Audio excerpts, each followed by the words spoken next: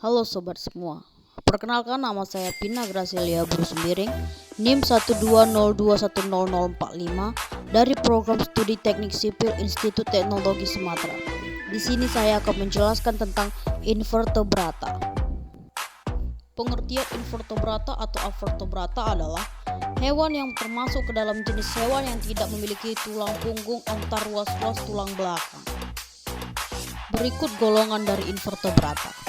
Ada Porifera, Cnidaria, Platyhelminthes, Mollusca, Annelida, Arthropoda, dan Echinodermata. Golongan pertama yang akan dibahas itu Porifera. Porifera termasuk organisme yang belum memiliki sistem peredaran darah khusus. Sistem pencernaan pada Porifera ini tergabung dengan sistem sirkulasi. Pada tubuh Porifera terdiri dari dua lapisan sel. Lapisan tersebut yaitu sel ameboid yang memiliki fungsi untuk mengedarkan makanan pada Porifera yang diperoleh dari aliran air yang melintasi ostia yang kemudian keluar melalui oskulum. Sedangkan sel choanozoid berfungsi menangkap dan mencerna makanan yang diperoleh oleh Porifera. Untuk kemudian sel-sel ameboid mengembara ke sel-sel lain untuk mengedarkan makanan. Baiklah, golongan kedua adalah Cnidaria. Cnidaria adalah sebuah filum yang terdiri dari lebih dari 10.000 spesies hewan sederhana yang hanya ditemukan di perairan, kebanyakannya di lingkungan laut. Ciri khas Cnidaria adalah cnidosid yang merupakan sel terspesialisasi yang mereka pakai terutama untuk menangkap mangsa dan membela diri. Tubuh mereka terdiri dari atas mesoglea, suatu bahan tak hidup yang mirip jeli, terletak di antara dua lapisan epitelium yang biasanya setebal satu sel. Mereka memiliki dua bentuk tubuh dasar, medusa yang berenang bebas dan polip yang sisir. Keduanya simetris radial dengan mulut dikelilingi oleh tentakel berknidosid. Kedua bentuk tersebut mempunyai rongga tubuh untuk pencernaan dan pernafasan, dan sebuah lubang yang berfungsi sebagai mulut maupun anus. Banyak Cnidaria memproduksi koloni yang merupakan organisme tunggal yang terdiri atas zooid. Sebuah Cnidaria mampu beregenerasi. Mereka dapat menggunakan kemampuan ini untuk bereproduksi secara aseksual. Medusa memiliki kemampuan regenerasi terbatas, tapi polip mampu melakukannya secara penuh, sehingga polip seperti koral mampu tumbuh kembali walaupun dihancurkan predator. Cnidaria mengalami reproduksi dengan darur hidup antara bentuk polip dan medusa. Peristiwa bergantinya cara reproduksi dari seksual atau tahap medusa ke aseksual atau tahap polip, atau sebaliknya disebut metagenesis. Proses ini juga dapat ditemukan pada beberapa tumbuhan misalnya lumut, di mana cara reproduksinya berganti dari perbuatan spora yang aseksual ke pembuatan gamet yang seksual. Ini dia pembagian dari Cnidaria, dapat Anda lihat di layar. Golongan selanjutnya Platyhelminthes. Platyhelminthes adalah filum dalam kerajaan Animalia hewan. Filum ini mencangkup semua cacing pipih kecuali Nemertea, yang dulu merupakan salah satu kelas pada Platyhelminthes yang telah dipisahkan.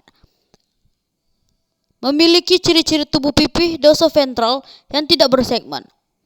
Platyhelminthes merupakan cacing yang tergolong triploblastik acelomata karena memiliki 3 lapisan embrional yang terdiri dari ektoderma, endoderma, dan mesoderma. Sistem pencernaan cacing pipih disebut sistem gastrovakular, di mana peredaran makanan tidak melalui darah tetapi oleh usus. Makhluk ini bereproduksi secara aseksual dengan membelah diri dan secara aseksual dengan perkawinan silang. Walaupun hewan ini tergolong hermafrodit. Selanjutnya Mollusca. Mollusca merupakan hewan triploblastik celomata yang bertubuh lunak. Kedalamnya termasuk semua hewan lunak dengan maupun tanpa cangkang seperti siput, kiton, kerang-kerangan seperti cumi-cumi dan kerabatnya. Mollusca merupakan filum terbesar kedua setelah filum Arthropoda. Ciri tubuh Mollusca yaitu tubuh tidak bersegmen atau simetri bilateral. Tubuh hewan ini terdiri dari 3 bagian utama yaitu kaki, badan, dan mantel. Sistem saraf Mollusca terdiri dari cincin saraf yang memiliki esofagus dengan serabut saraf yang menyebar. Sistem pencernaannya lengkap, terdiri dari mulut, esofagus, lambung, usus, dan anus. Oke, golongan selanjutnya ada Annelida. Annelida adalah filum luas yang terdiri dari cacing bersegmen dengan sekitar 15.000 spesies modern dan biasanya ditemukan di sebagian besar lingkungan basah. Panjang anggotanya mulai dari di bawah 1 mm sampai 3 meter. Filum ini dikelompokkan menjadi 3 kelas yaitu Polychaeta, Oligochaeta, dan Hirudenia. Golongan selanjutnya adalah Arthropoda. Arthropoda adalah filum yang paling besar dalam dunia hewan dan mencangkup serangga, laba-laba, udang, lipan, dan hewan jenis lainnya. Arthropoda biasa ditemukan di laut, air tawar, darat, dan lingkungan udara, termasuk berbagai bentuk simbiosis dan parasit. Arthropoda juga dikenal dengan nama hewan berbuku-buku atau hewan beruas. Karakteristik yang membedakan arthropoda dengan filum yang lain yaitu tubuh bersegmen. Segmen biasanya bersatu menjadi 2 atau 3 daerah yang jelas.